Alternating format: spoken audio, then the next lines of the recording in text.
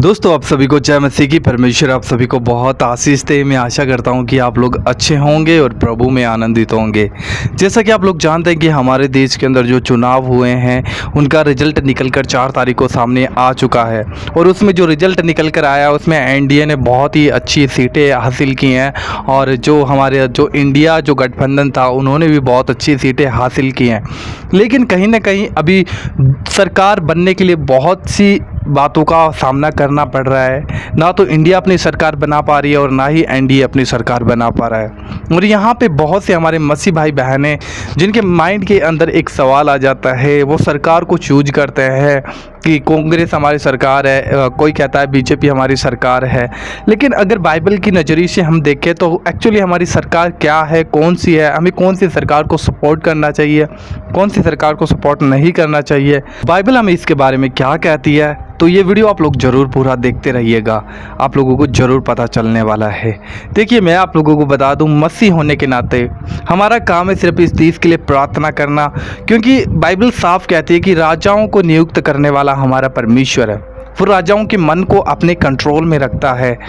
तो हमारे लिए यहाँ पे ये नहीं हो जाता कि मेरे लिए कांग्रेस अच्छी है मेरे देश के लिए, या फिर मेरे देश के लिए बीजेपी अच्छी है, या फिर कोई और गवर्नमेंट मेरे देश के लिए अच्छी है।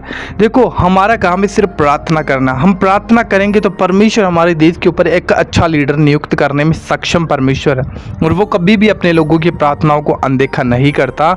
लेकिन उसने जिस भी राजा को हमारे देश के ऊपर नियुक्त किया है या प्रधानमंत्री ठहराया है, तो वो सिर्फ परमेश्वर की योजना है। बिना परमेश्वर की इच्छा के किसी भी राज्य के ऊपर कोई भी सरकार राज्य नहीं कर सकती, वो नियुक्त नहीं हो सकती। क्यों? क्योंकि राजाओं को नियुक्त करने वाला सिर्फ हमारा परमेश्वर है। चाहे वो बीजेपी हो, चाहे वो कांग्रेस हो, चाहे वो अन्य हो, हमारे देश के अंदर जो भी सरकार आती है वो समझना कि आप अपनी इच्छा से नहीं, वो परमेश्वर की इच्छा से वहाँ पे डिसाइड हुई है, वो किसी मनुष्य की इच्छा से नहीं। जिस राज्य के अंदर परमेश्वर की सरकार आई है परमेश्वर की इच्छा के अनुसार, वो सिर्फ परमेश्वर की इच्छा के अनुसार ही आई है, वो हमारी इच्छा के अनुसार नहीं है बिल्कुल भी। सिर्फ हमें प्रार्थनाएं करनी है और जो भी देश में हमारी सरकार बनती है या फिर पहले थी, हम सिर्फ प्रार्थना करने वाले लोग हैं। तो हमारा फोकस सिर्फ प्रार्थना करने पे होना चाहिए। हमारा काम होना चाहिए कि हमारे देश को परमेश्वर एक ऐसी सरकार दे जो तेरी इच्छा के अनुसार कार्य करे, वो तेरे लोगों को सपोर्ट करे और कहीं ना कहीं भाईचारा, प्रेम और कहीं ना कहीं हमारे देश को बढ़ाने वाला हो, लड़ाई झगड़े ऐसी चीज़ों से छुटकारा देने वाला हो, उनके पक्ष में खड़ा होने वाला हो, जो विरोध करते हैं उनको सजा देने वाला हो। ऐसा राजा हमारे देश के लिए नियुक्त कर। और ऐसा नहीं है कि परमेश्वर हमारी प्रार्थनाओं को नहीं सुनता, बिल्कुल वो हमारी प्रार्थनाओं को सुनता है, क्योंकि उसने हमें इस जगत में ज्योति के समान रखा हुआ है। उसने कहा तुम जगत की ज्योति हो। प्रभु ने कहा तुम जहां रहते हो उस नगर के लिए प्रार्थना करो, उस देश के लिए प्रार्थना करो। तो हमारा काम सिर्फ प्रार्थना करना है। अब मैं ये नहीं कह सकता कि मेरे लिए कांग्रेस सरकार अच्छी है या फिर बीजेपी अच्छी है।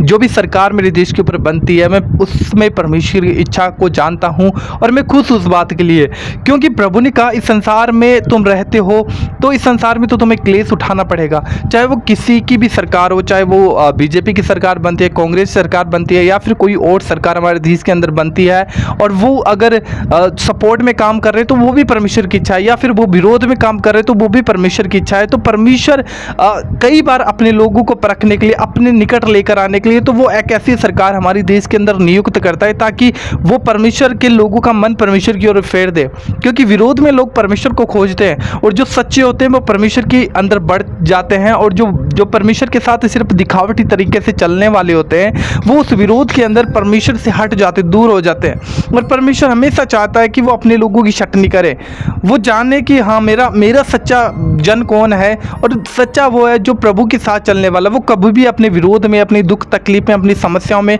कभी भी परमेश्वर का इनकार नहीं करता।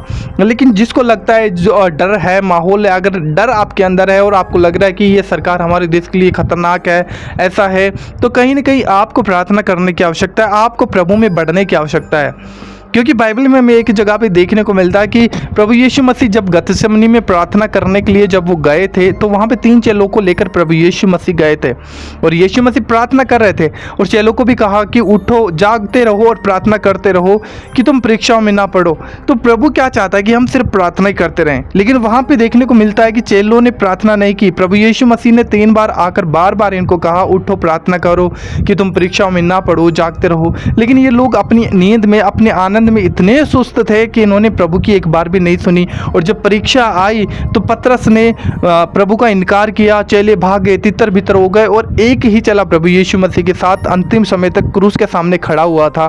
क्यों? क्योंकि जो प्रार्थना करता है वो, चाहे हमारे देश में चाहे कैसी भी सरकार हो, चाहे वो मसीहों को सपोर्ट करने वाली हो या नहीं हो, चाहे वो मसीहों के विरोध में कार्य करने वाली हो या नहीं हो, अगर आप प्रभु यीशु मसीह के साथ चलने वाले लोग हो, अगर आप यीशु मसीह की योजना में रहने वाले लोग हैं, तो आप हमेशा, चाहे आपकी सरकार है वो चाहे आपके हित में काम कर रही है नहीं कर रही है, आप हमेशा उसके लिए प्रार्थना करोगे, कभी भी उसके लिए नेगेटिव नहीं होते। क्यों? क्योंकि आप इस बात को जानोगे कि जो मेरे देश के ऊपर सरकार मेरे परमेश्वर ने नियुक्त की है, और आप क्या करोगे उस विरोध के अंदर। अगर आप प्रभु से प्यार करते हो तो उस विरोध में से आप प्रभु को जानने लगोगे और प्रभु के निकट निकट निकट, क्योंकि विरोध मनुष्य को परमेश्वर की ओर फेरता है, लेकिन जो सच में परमेश्वर से प्यार ही नहीं करता वो विरोध में परमेश्वर से हट जाता है। तो परमेश्वर खुद नियुक्त करता है कि हमारे देशों के ऊपर कौन सी सरकार, कौन सा राजा कब कैसे नियुक्त करना है, वो कैसे काम करेगा, कैसे काम नहीं करेगा, ये सब कुछ हमारा परमेश्वर नियुक्त करने वाला परमेश्वर है। इसलिए दोस्तों मैं आप लोगों को बस इतना ही कहना चाहूँगा कि हमारे देश के लिए प्रार्थनाएं करें। अभी जो सरकार बनने के लिए जो परेशानियों का सामना करना पड़ रहा है, या फिर इंडिया की सरकार बनेगी, बीजेपी की सरकार बनेगी, वो कौन सी सरकार बनने वाली है, परमेश्वर से प्रार्थना करें। परमेश्वर एक अच्छा लीडर हमारे देश के ऊपर नियुक्त कर, जो तेरी इच्छा हो, जो तेरी इच्छा से चलने वाला हो, जिसे तू चाहता है उसे नियुक्त कर। तो हमें सिर्फ प्रार्थना करनी है। कोई भी सरकार आती है, हमें उसमें परमेश्वर की इच्छा को जानना है। हाँ प्रभु, ये तेरी इच्छा थी और मैं इस लीडर के लिए प्रार्थना करूंगा, मेरे देश के लीडर के लिए प्रार्थना करूं, भले वो कैसा भी हो, उसका मन कैसा भी हो, चाहे वो विरोधी क्यों ना हो, तो हमें उसके लिए प्रार्थना करनी है। और परमेश्वर निश्चय उसके मन को फेर लेगा, वो बदलेगा। वो कैसे उसको इस्तेमाल करना है, परमेश्वर से जब हम प्रार्थना करेंगे तो वो कभी भी अपने लोगों की प्रार्थनाओं को अनदेखा नहीं करता है। वो प्रार्थनाओं को सुनने वाला परमेश्वर है। तो हम इस बात का ये डिसीजन नहीं ले सकते कि हमारे लिए जो ये मसीहों की सरकार है, ये मसीहों की सरकार नहीं है। नहीं, परमेश्वर जो भी हमारे देश के ऊपर नियुक्त करता है वही हमारी सरकार है, और उससे कहीं अधिक बढ़कर हमें परमेश्वर के नियमों को फॉलो करना जरूरी है। हमें अपने संविधान को भी मानना बहुत ज़्यादा जरूरी है। जिस देश के अंदर हम रहते हैं उस देश के कानून भी हमारे लिए बहुत इंपॉर्टेंट होते हैं, क्योंकि जो मसीह अपने देश के कानून को फॉलो नहीं करता है, परमेश्वर उससे खुश नहीं होता। तो हमारे देश के कानून भी हमारे लिए इंपॉर्टेंट है और स्वर्ग के कानून भी हमारे लिए इंपॉर्टेंट है। तो पहले जब आप स्वर्ग के कानूनों को फॉलो करोगे, अपने देश के कानून आप अपने आप ही फॉलो करने लग जाओगे, क्योंकि बाइबल एक ऐसी किताब है जो आपको अपने देश के लिए प्रार्थना करने के लिए प्रेरित करती है, अपने लोगों के लिए प्रार्थना करने के लिए प्रेरित करती है। आप जिस देश के अंदर रह रहे हो उस देश के लोगों के लिए, मुख्यमंत्री, प्रधानमंत्री, जितने भी लोग हैं उनके लिए आप प्रार्थना करोगे, क्योंकि परमेश्वर का वचन हमें ये सिखाता है। इसलिए सबसे पहले हमें प्रभु यीशु मसीह का जो नियम है, जो कायदे हैं, उसको मानना जरूरी है, और वो बाइबल है। और जब आप बाइबल को जान लोगे तो आपके देश के अंदर कुछ भी सरकार बने, वो कोई भी सरकार हो, आप उसको एक परमेश्वर की दृष्टि से देखोगे कि ये राजा मेरे देश पे परमेश्वर ने नियुक्त किया है, भले ये बुरा है, कैसा भी है, मेरे परमेश्वर ने नियुक्त किया है, तो मैं इसके लिए प्रार्थना करूंगा। तो सिर्फ हमें प्रार्थना करनी है। हमारी जो आने वाली सरकार है वो कौन सी होने वाली है, उसके लिए प्रार्थना करें कि परमेश्वर जल्दी से जल्दी तेरी इच्छा हमारे देश के ऊपर पूरी हो। जो सरकार तू चाहता है वो हमारे देश के अंदर बने, वो चाहे इंडिया गठबंधन हो, चाहे वो एनडीए गठबंधन हो, या फिर वो कोई भी सरकार हो, जैसी तेरी इच्छा है वो ही हमारे देश के अंदर पूरी हो। तो ज़रूर आप लोग प्रार्थना कीजिएगा। तो बस मैं इतना ही कहना चाहता हूँ। बाकी आपकी इस वीडियो के विषय में क्या राय है आप हमें कमेंट बॉक्स में ज़रूर बताइएगा। जो मैंने बाइबल से सीखा, जो मैंने सीखा, जो पर्सनली मैं अपनी लाइफ में फॉलो करता हूँ, वो चीज़ें मैंने आपको बताई है। तो हमारे लिए यह नहीं हो जाता कि मेरे लिए कांग्रेस सरकार अच्छी है, मेरे लिए बीजेपी अच्छी है। नो, आपके लिए जो भी देश के ऊपर सरकार बनती है वो आपके लिए अच्छी है। आपको उसके लिए प्रार्थना करना आवश्यक है, और इसके लिए ज़रूर प्रार्थना करें ताकि परमेश्वर उन्हें इस्तेमाल कर सके हमारे देश के लिए। हमें प्रार्थना के लिए परमेश्वर ने रखा है ताकि हमारे प्रभु का जो वचन है उसमें लिखा है कि परमेश्वर तेरी इच्छा जैसे स्वर्ग में पूरी होती है वैसे पृथ्वी पे हो। और पृथ्वी का सारा अधिकार परमेश्वर ने मनुष्य को दिया हुआ है, उसके लोगों को दिया हुआ है। और जब हम परमेश्वर को अलाउ करते हैं हमारे देश के अंदर, दुनिया के अंदर काम करने के लिए, तो परमेश्वर कार्य करता है। बस आज की इस वीडियो में इतना ही। आशा करता हूँ कि आप लोगों को जरूर अच्छा लगा होगा, और हमारे चैनल पर पहली बार पहुँचे हो तो जरूर चैनल को सब्सक्राइब कीजिएगा। एंड अगर आप हमें सपोर्ट करना चाहते हो तो ये जो डिटेल आपको दिख रही है यहाँ पे आप हमें सपोर्ट कर सकते हो, ताकि एक अच्छा मोबाइल हम ले सकें, एक अच्छा माइक हम ले सकें, और आपको आने वाले दिनों में अच्छे से परमेश्वर का वचन आप लोगों के तक पहुंचा सके, जिससे परमेश्वर की महिमा हो सके और लोग प्रभु यीशु मसीह को जान सकें। तो इस नंबर पे आप सपोर्ट कर सकते हैं। प्रभु आपको आशीष दे। जय मसीह की।